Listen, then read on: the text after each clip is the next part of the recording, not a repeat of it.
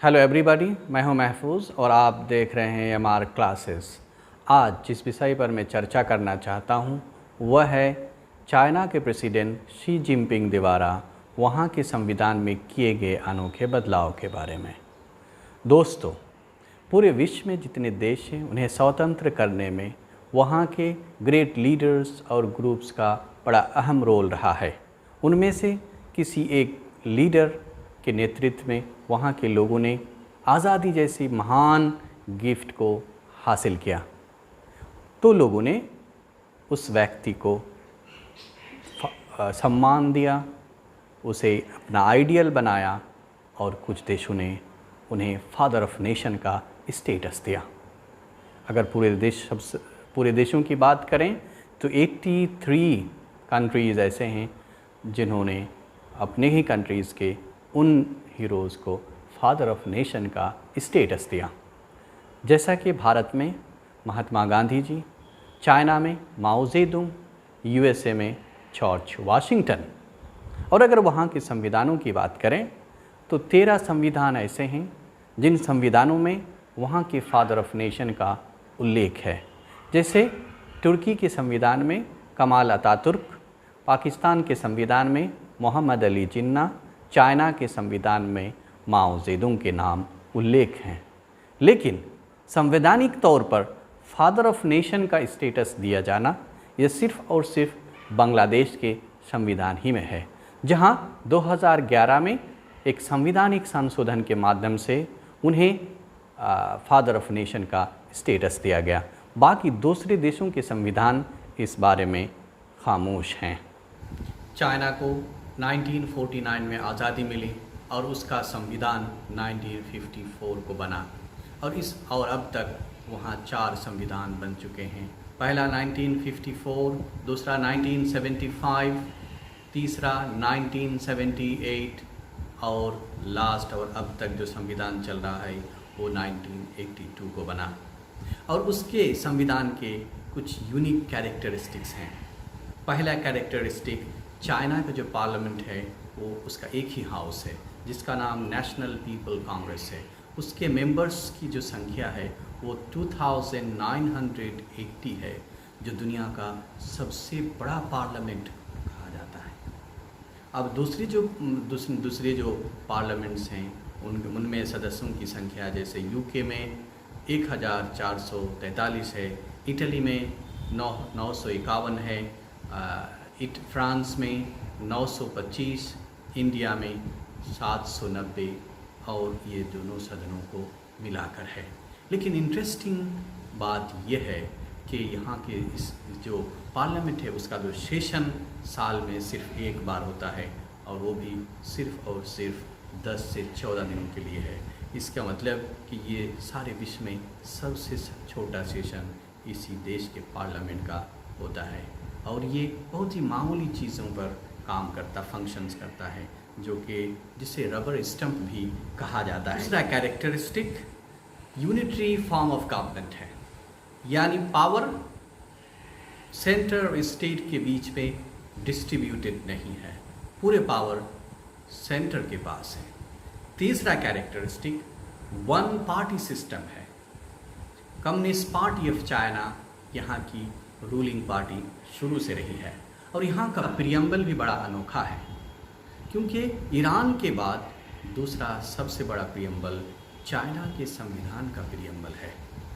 इसमें 1200 वर्ड्स हैं जो वहाँ के संविधान का 10% है और उस प्रियम्बल में फाउंडिंग फादर माओ जेडुंग और वो जिस आइडियोलॉजी से प्रभावित थे, Marxism, Leninism, communist party of China, Deng Jinping और करंट जो प्रेसिडेंट हैं शी जिनपिंग के नाम प्रियम्बल में उल्लेख है।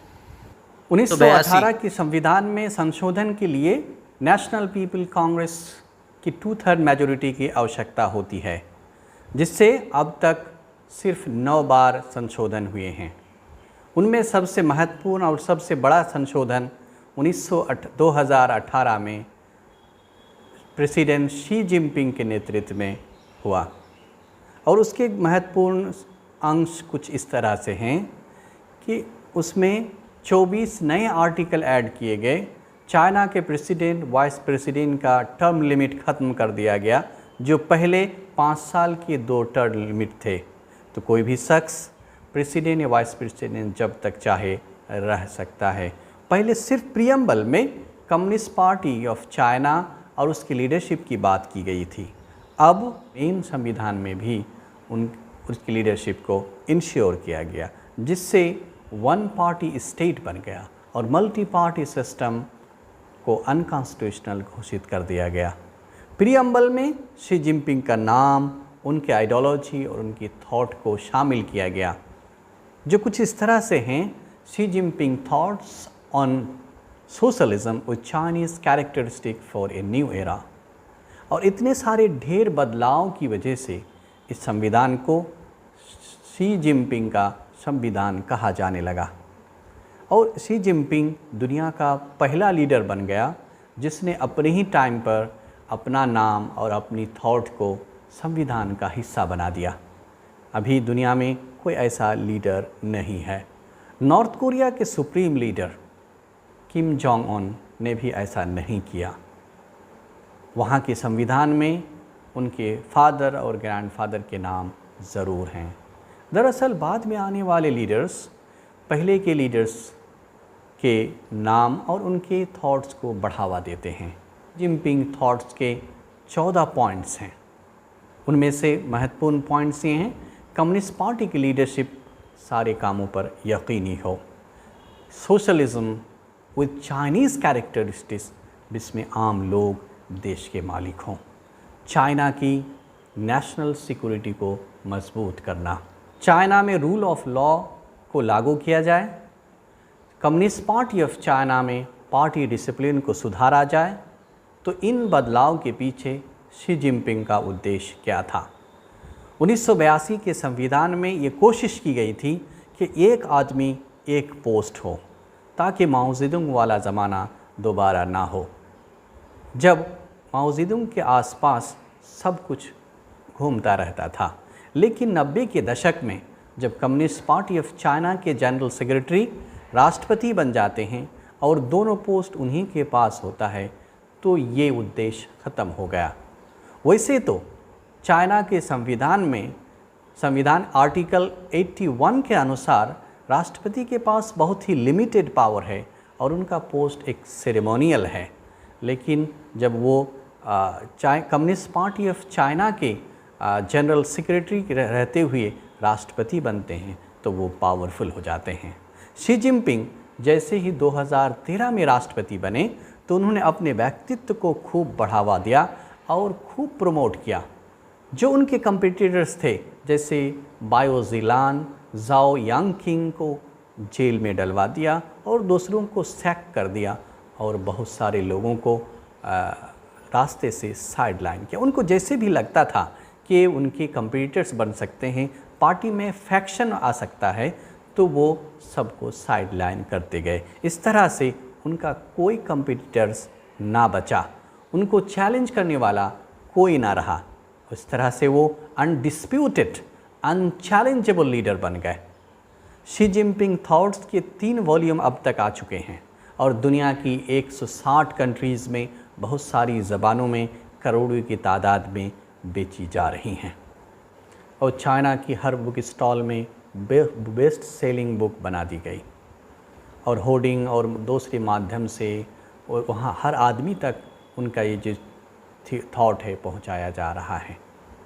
और उनकी इस थॉट को प्रमोट करने के लिए और उस पर रिसर्च करने के लिए बहुत सारे इंस्टीट्यूट इस्टेब्लिश किए गए। जैसा कि कुछ दिन पहले वहाँ के फॉरेन मिनिस्टर ने एक रिसर्च इंस्टीट्यूट का इनॉग्रेशन किया। उनको चाइना का मसीहा बनाकर पेश किया जा रहा है। माओ ज़ेडुंग के समान उनको स्टेटस दिया जा रहा है।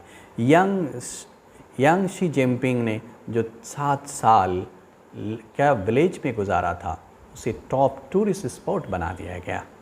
कम्युनिस्ट पार्टी के जैसे ही वो 2012 में जनरल सेक्रेटरी बने, उसका कोई टर्म लिमिट नहीं है और सेंट्रल मिलिट्री कमीशन के वो चेयरमैन भी बने, उसका भी कोई टर्म लिमिट लेकिन चाइना के प्रेसिडेंट बने 2013 में, तो उसका एक टर्म लिमिट है। यानी उसको 2023 में उनको रिटायर होना था, लेकिन वो नहीं चाहते थे कि पार्टी की कमान किसी को दें या पार्टी का कंट्रोल कोई करे, लेकिन कोई दूसरा प्रेसिडेंट बने, ये भी उनको पसंद ना था। इसलिए उन्होंने प्रेसिडेंट का टर्म ही ख़त्म कर दिया ताकि जब तक चाहें वो प्रेसिडेंट रह सकें। तो ये कह सकते हैं कि 1 मैन 3 जॉब्स, नो अपोजिशन। लेकिन बहुत सारे लोगों को ये आशंका होने लगी कि प्रेसिडेंट शी जिनपिंग अपने ही व्यक्तित्व पर जोर देते हैं, उन्होंने देश के लिए बहुत कुछ किया, अपने व्यक्तित्व को बहुत प्रमोट किया, लेकिन कम्युनिस्ट पार्टी के लिए ज़्यादा कुछ नहीं किया। और वो कम्युनिस्ट पार्टी जो माओ ज़ेडुंग वाले ज़माने में थी, जब हर चीज़ पर उसका कंट्रोल था, वो कम्युनिस्ट पार्टी ना रही और उनको डर लगने लगा कि कहीं कम्युनिस्ट पार्टी का ख़ात्मा ना हो जाए।